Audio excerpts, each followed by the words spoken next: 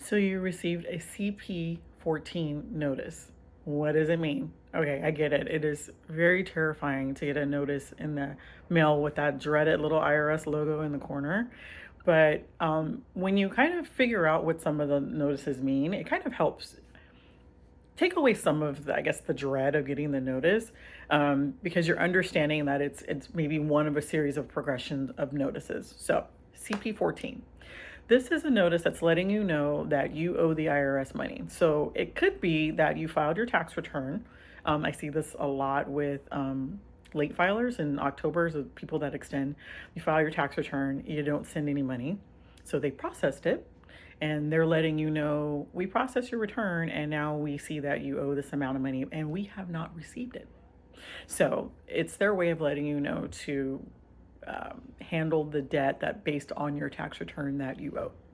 Okay, so now we know what the CP-14 is. What do we do about it? So the CP-14 is the beginning of the collection notice process. So there's a number of collection notices before you get to those dreaded ones that are just like, we're about to take some money, so do something.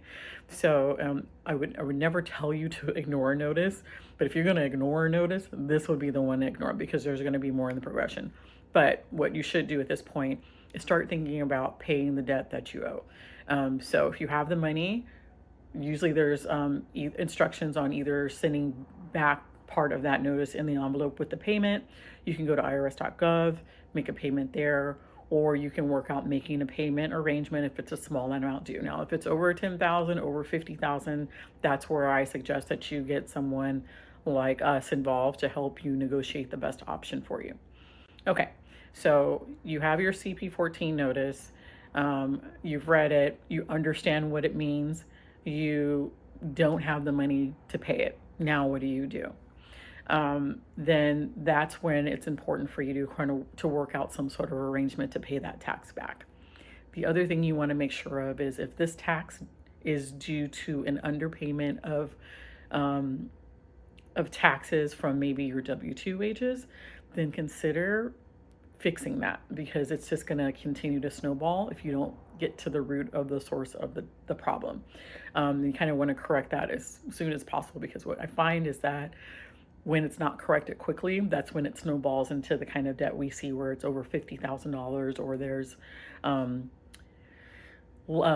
passports being taken or just some other awful things that happen when you get to a certain point. So handling it as soon as possible is the best way. If it's a small debt, consider just calling the IRS and working out a payment plan. Under 10,000, you probably can just do it on your own. You can do that in your IRS account online as well. Anything larger than that, reach out to a professional to help you. I hope this helps you understand a little bit more about what a CP-14 notice is.